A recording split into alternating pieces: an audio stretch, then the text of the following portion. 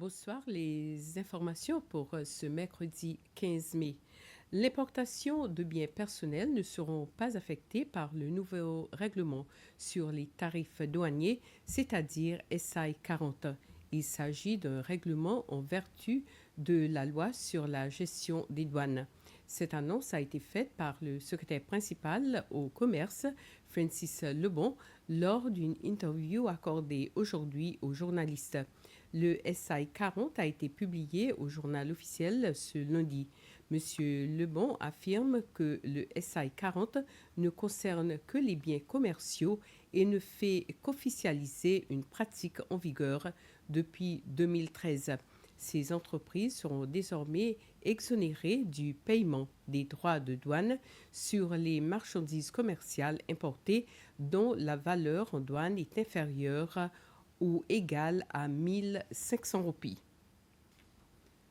L'Assemblée nationale a débattu aujourd'hui d'une motion qui demande aux travailleurs d'agir de manière professionnelle dans le but d'offrir de meilleurs services au public et d'éliminer les frustrations afin de faire avancer le pays.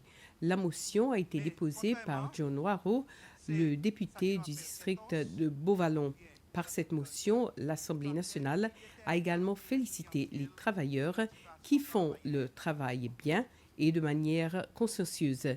Mais d'autres députés ont souligné que certains travailleurs ne prenaient pas le travail au sérieux.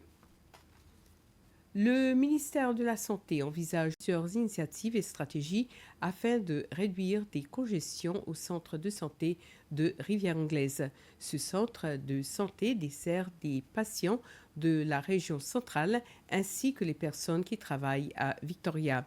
C'est la ministre de la Santé, Peggy Vidot, qui a fait cette déclaration hier lors des séances des questions à l'Assemblée nationale.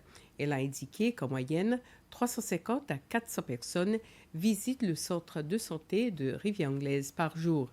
Madame Vidot répondait à une question de la députée de Persévérance, Deschila Bastienne, concernant le programme de décentralisation de certains services actuellement offerts par le centre de santé de Rivière-Anglaise. Les consommateurs sont désormais équipés de 2 guides en créole.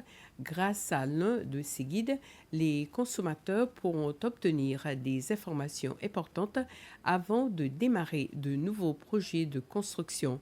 L'autre guide permettra aux consommateurs de négocier quand ils sont à la recherche des services.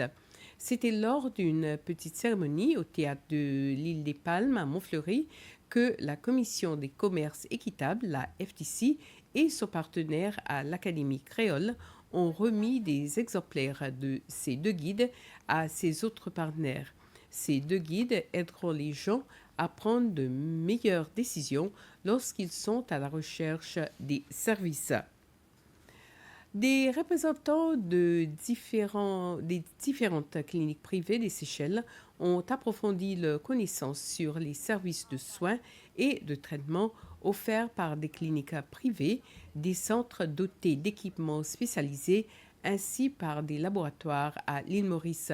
Un forum d'affaires sur la question a été organisé par le Conseil de développement économique de l'île Maurice en collaboration avec la Chambre de commerce et d'industrie des Seychelles, la SCCI, et le Seychelles Investment Board, le SIB.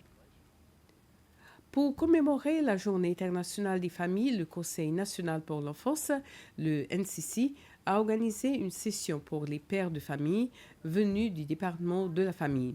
Certains des sujets abordés au cours de la session étaient le rôle de l'homme dans la promotion du bien-être familial, les stratégies pour renforcer les relations familiales et les défis auxquels des familles sont confrontées dans la société d'aujourd'hui. Le NCC affirme que le but de cette séance est d'amener l'homme à réfléchir sur sa contribution en tant que membre clé de sa famille et à l'aider à trouver des solutions tangibles aux problèmes qui surviennent dans le cadre familial. Voilà, c'était le flash des informations. Merci de l'avoir suivi. Bonne soirée.